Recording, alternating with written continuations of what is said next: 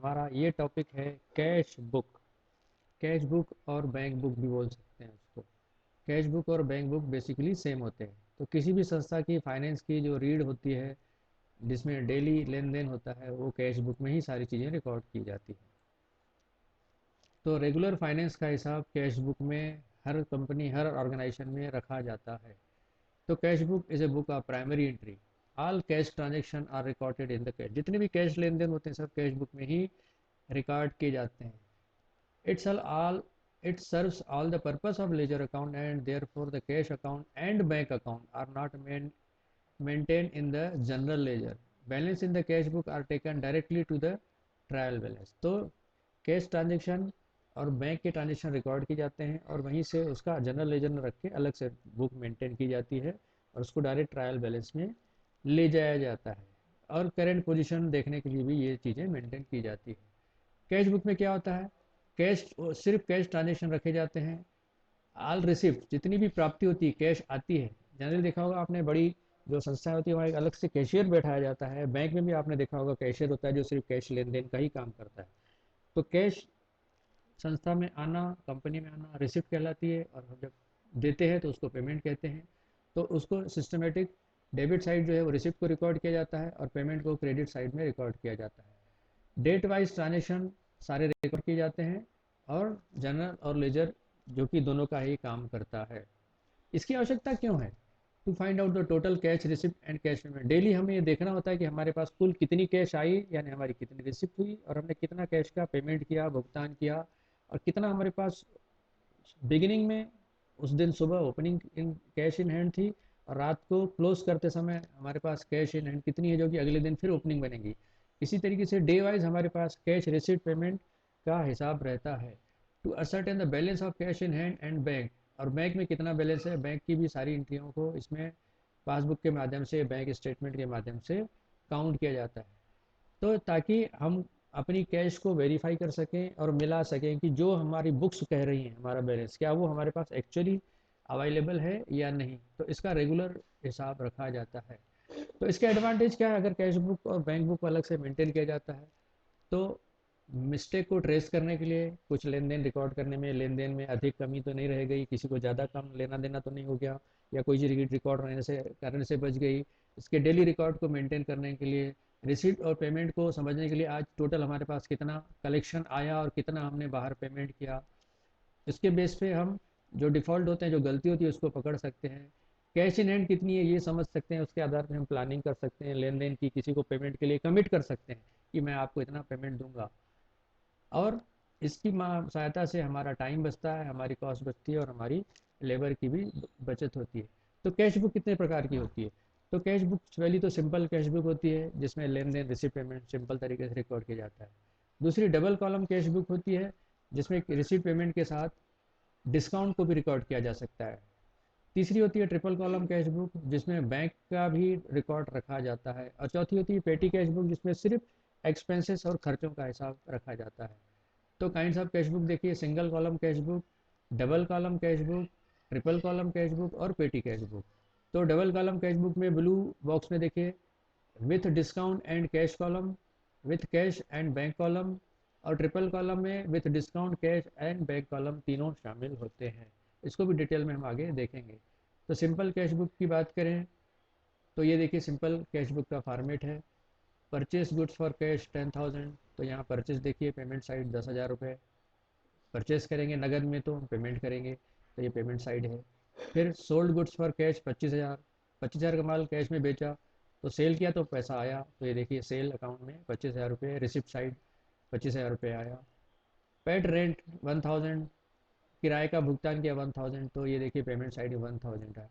तो हमारे पास 25,000 रुपये रिसिप्ट हुआ और 10 और 11,000 पेमेंट हुआ, तो जो टोटल 14,000 जो है वो बैलेंस बचा हमारे पास, जो कि 31 जनवरी को है। यही अगले दिन 1 फरवरी को 14,000 रुपये ओपनिंग बैलेंस हो जाता है। इस तरीके से सिंपल कैश बुक मेंटेन किया जाता है। इसी को डबल कॉलम में डिस्काउंट के साथ देखेंगे तो देखिए रेंट का पेमेंट हुआ, उसके बाद राम को हमने 3950 रुपये पेमेंट किया और 50 रुपये डिस्काउंट काटा। ठीक इसी तरीके से गुप्ता से गुप्ता जी से 9900 रुपये मिला और 100 रुपये हमने उसको डिस्काउंट अलाउ किया। तो इस तरीके से अमाउंट के साथ डिस्काउंट की एंट्री होती है। ये डबल कॉलम का उदाहरण हुआ। बाकी बैलेंस वगैरह सब चीज़ें सेम है। ट्रिपल कॉलम की बात करें तो इसमें बैंक का कॉलम भी शामिल हो गया। तो देखिए बैंक कॉलम, कैश कॉलम और डिस्काउंट, तीन कॉलम रिसिप्ट साइड और तीनों कॉलम पेमेंट साइड होते हैं।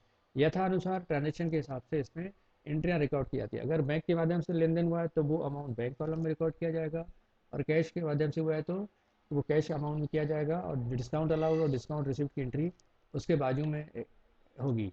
पेटी कैश में सिर्फ एक्सपेंसेस का हिसाब रखा जाता है। पेटी कैशियर बोलते हैं, पेटीएन होता है स्मॉल।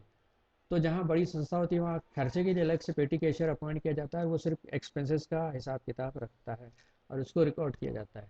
कॉन्ट्रा एंट्री में जो कैश ट्रिपल कॉलम में की बात करें तो जो कॉन्ट्रा बैंक में कैश डिपॉजिट या बैंक से कैश विड्रॉ होता है उसको कॉन्ट्रा में रिकॉर्ड किया जाता है। अगर बैंक से पैसा निकाला है तो वो कैश के लिए रिसिप्ट है और बैंक के लिए पेमेंट है, तो दोनों तरफ इसको रिकॉर्ड किया जाएगा। ठीक इसी तरीके अगर बैंक में आपने कैश डिपॉजिट किया है तो बैंक में रिसिप्ट है और कैश के हिसाब से पेमेंट है, तो उसको दोनों तरफ रिकॉर्ड किया जाएगा। इसी को हम कॉन्ट्रा एंट्री बोलते हैं। पेटी कैश में दो प्रकार का होता है, एक ऑर्डनरी और एक इम्प्रेस। ऑर्डनरी पेटी कैश में सिर्फ एक्सपेंसेस लिखे जाते हैं, और इम्प्रेस में एक एक कॉलम एक्सपेंसेस का अलग अलग मेंटेन किया जाता है। ट्रेवलिंग अलग, सन्ड्री एक्सपेंसेस अलग, पोस्टेज अलग, और सब कंबाइंड को अलग किए तरीके से रखा जाता है। तो इस तरीके से ये कैश बुक के बारे में बेसिक जानकारी हुई। अब माय डियर फ्रेंड, इसको आप प्रैक्टिकल प्रॉब्लम को पीडीएफ के माध्यम से मैनुअल प्रैक्टिस कीजिए, और ओपनिंग कैश, रिसीट, पेमेंट और कॉन्ट्रा को रिकॉर्ड करते हुए क्लोजिंग बैलेंस ले आइए, और क्लोजिंग बैलेंस को आप अपने आंसर से वेरीफाई करिए। ये जनरल और लेजर, ये एग्जांपल है, इसकी पहले जनरल एंट्री बनाई क्योंकि आपको टेली में आगे चल के सॉफ्टवेयर में जनरल फॉर्मेट में एंट्रियाँ करनी होगी, और यहाँ डायरेक्ट लेजर फॉर्मेट आपको दिया जा रहा है। तो ये एग्जांपल है, इसको आप प्रैक्टिस कर सकते हैं। Commence business with cash, bought good for cash, sold good for, ये ट्रांजेक्शन लिखे हुए हैं, और यहाँ देखिए इसको सिंगल कॉलम में इसको मेंटेन किया गया है। इस तरीके से ये एग्जांपल हुआ, ये डबल कॉलम का एग्जांपल है। इसमें देखिए डिस्काउंट के साथ जो है ट्रांजेक्शन को रिकॉर्ड किया गया है, चाहे रिसिप्ट में हो चाहे पेमेंट हो, डिस्काउंट के साथ रिकॉर्ड किया गया है। और क्लोजिंग बैलेंस को भी आपको मिलाना है, इसकी मैनुअल प्रैक्टिस करनी है। ये आपके सामने ट्रिपल कॉलम कैश बुक है। इसमें देखिए बैंक, कैश और डिस्काउंट दोनों तरफ रिसिप्ट, पेमेंट है, और बीच बीच में आपको ये काउंटर एंट्री भी दिख रही होगी, 11,000 रुपये रिसिप्ट साइड में देखिए बैंक में जमा हुआ है, तो बैंक टू कैश 11,000 है, और इधर भी पेमेंट साइड भी बाय बैंक टू कैश 11,000 रुपये, तो इसको कॉन्ट्रा एंट्री बोलते हैं, और कॉन्ट्रा को इस तरीके से सी से दिखाते हैं। तो ये दोनों तरफ की एंट्रियाँ कॉन्ट्रा हुई, बाकी रिसिप्ट, पेमेंट और कॉन्ट्रा। ट्रिपल कॉलम तीन प्रकार की एंट्रियों से मिलकर बनता है। तो ये डायरेक्ट लेजर फॉर्मेट है, आप इसकी जनरल एंट्रियाँ भी कीजिए, फिर डायरेक्ट लेजर में इसकी प्रैक्टिस कीजिए, ताकि इसको इसको आगे चल के फिर सॉफ्टवेयर में प्रैक्टिस की जा सके। तो माय डियर फ्रेंड, इसको आप कैश बुक को सिंगल कॉलम, डबल कॉलम और ट्रिपल कॉलम को फैकल्टी से पीडीएफ फाइल लेके उसको मैनुअल प्रैक्टिस करिए, उसकी जनरल एंट्रियाँ भी कीजिए, उसका डायरेक्ट लेजर फॉर्मेट भी बनाइए, और लेजर फॉर्मेट से वापस जनरल एंट्री कीजिए इस तरीके से, ताकि आप उससे पूरे तरीके से थ्रू हो जाएं। क्योंकि as a accountant, as a cashier, आपको प्रैक्टिकल जिस फर्म के लिए आप काम कर रहे हैं वहाँ एज ए उपस्थित रहना पड़ता है, और डेली टू डेली कैश और बैंक के ट्रांजेक्शन को रिकॉर्ड करके डेली कैश इन हैंड और बैंक में बैलेंस को मिला के मेंटेन करना ही पड़ता है। तो ये आपको बेसिक कंसेप्ट मिलने के बाद आप उसको सॉफ्टवेयर में आसानी से समझ सकते हैं। फंडामेंटली क्लियर करके वो मैनुअल से ही होता है। मैं फिर से कह रहा हूँ कि हमको ऑपरेटर नहीं अकाउंटेंट बनना है, तो अकाउंटेंट के लिए हर एंट्री का एनालिसिस, हर एंट्री का फंडामेंटल एकदम क्लियर होना चाहिए, ताकि हम उसको जबानी डिस्कस कर सकें, और सामने वाले को खुद भी समझ सकें और सामने वाले को भी समझा सकें। तो गुड लक, हैप्पी लर्निंग। अगले सेशन में हम इसको टैली पे, सॉफ्टवेयर पे प्रैक्टिस